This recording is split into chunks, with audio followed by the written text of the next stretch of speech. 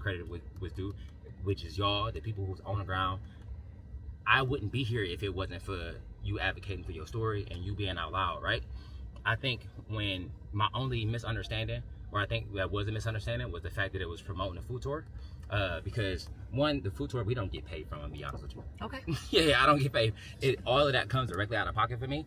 And it was a lot less about the food tour itself and more about the community. And the food tour for me has always been that. It's been way less about the food and more about the people that we've blessed enough to touch. So we was already planning on coming to Indiana, but the reason I said I feel like it didn't make any sense to do a food tour, why Indiana had no power, or Gary had no power specifically, is because I'd be damned if we just go to a different city and skip over Indiana and then come back when the power is on. Correct.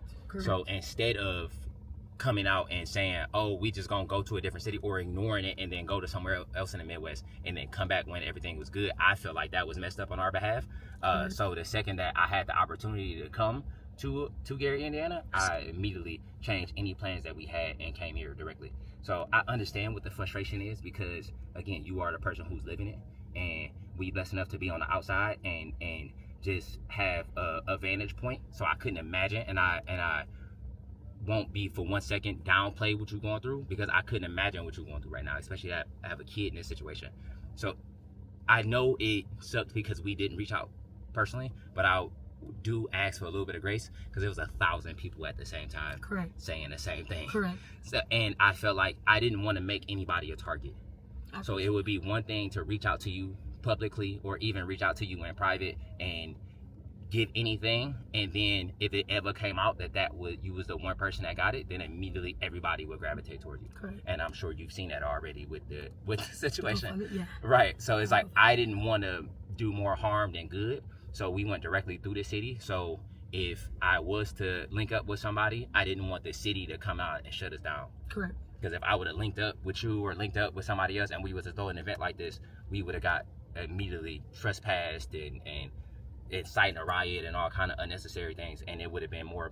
I think the media painted it more about us, but I don't have no control over that. Well, let me first be a woman and apologize. I know that what I said could have been misguided, right? Because I was on live. I'm like, I don't know if you're aware, but I've taken a lot of heat from the same people that are rushing to shake your hand. And my goal this entire time was to help Gary. Like I did my own event yesterday in my own pocket as well. Nobody doubled back and said anything. For sure. So I can't apologize, because I do now, hearing your perspective, understand what you're saying. My thing is, with the Salvation Army, they've been telling us they have nothing for us. For sure. So my only thing, even if it was not me, anybody could have told you, like, there are real grassroots organizations out here that have been extending every resource they have down to the last drop, and it probably would have been better if you at least talk to them, because they would have been able to get stuff directly to the people who need it. Can I add to that? Absolutely. So we talked to every organization that was local, or as many as we possibly could. I have people who, she's part of my team as well. I have people who speak on our behalf. So everybody that we reach out to won't necessarily know it's coming from us directly.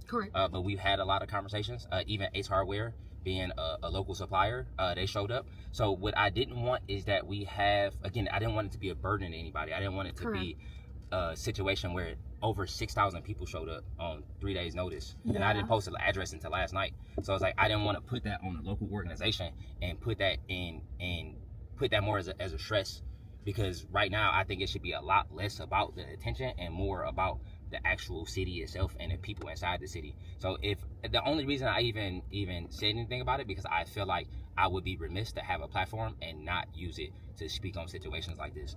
And I can take accountability and say that I could have used more videos of the people who I did see it from, but again, I didn't want to make nobody no target. If it's 4 or 5 of y'all that I saw, which again, y'all were the only ones that was advocating for the city out loud that I saw personally, I didn't want to target one of y'all out. Like, let's say if I was to only stitch your video, then the other 4 people would feel some kind of way. And then if I was to stitch all 4 of them videos, then the whole city would feel some kind of way, because it's not just y'all, everybody else is doing the same thing. So it's like, I'd rather, for me, just have the conversation and put my intentions on the forefront, and then whatever come out of that. Well, I 100%. I'll say I apologize because it makes more sense. I appreciate you. I would have loved to have a understand. conversation, but I get it. I understand. What content creating is hard in general, right? For sure. There's always something we do wrong, always something we do right. And even speaking with my live and talking to my audience, and they also gave me some of the things you were saying. I was able to woman up and say, hey, okay, I understand what I said might have been wrong, and it might have been misguided because you have no idea what the Salvation Army has done, right? You just know that these are people that are going to get your things out. For sure. So I just knew they had enough resources to they've had it the whole time to duplicate something like this. They have not provided any. So I mean, that you would. I understand the frustration. Yeah, again, I didn't know that, but I understand where that. Again, I never was upset at you, and I want that to go on record. I never was mad or frustrated. I understand, again, from the outside looking in, what you're going through. So if you in a place of survival mode, and I gotta be the nigga you take out on, I'm cool with that. I'm not mad at you. No, I'm not mad at you. I just felt like it wasn't just you. It's been multiple people. I've been dealing with this for a long time. You've been in the city, and then they start making news headlines and say Keith Lee being a savior. I get that. Yeah, I can see how that can be frustrating because, and everybody in this car will attest, we do our damnedest for that not to be the narrative. But the media gonna do what the media gonna do. Correct. And I've had to, because I have imposter syndrome, so I don't see myself how other people see me. But I had to come to grips of that people are gonna paint their own narrative. And as long as this is the outcome, a bunch of us out here smiling, laughing, eating food together, then I can give a damn about what the narrative is. And I had to learn that myself yesterday. Going through what I went through with this whole entire thing. For sure. I still had to get out there and put my resources out there wherever I could. Sure. You know, there's moms, babies, everybody. So on behalf of myself, I apologize. And I thank you for coming and still, charging through the storm and doing what needs to be done because that's what matters at the end of the day is that these people get what they need. Absolutely.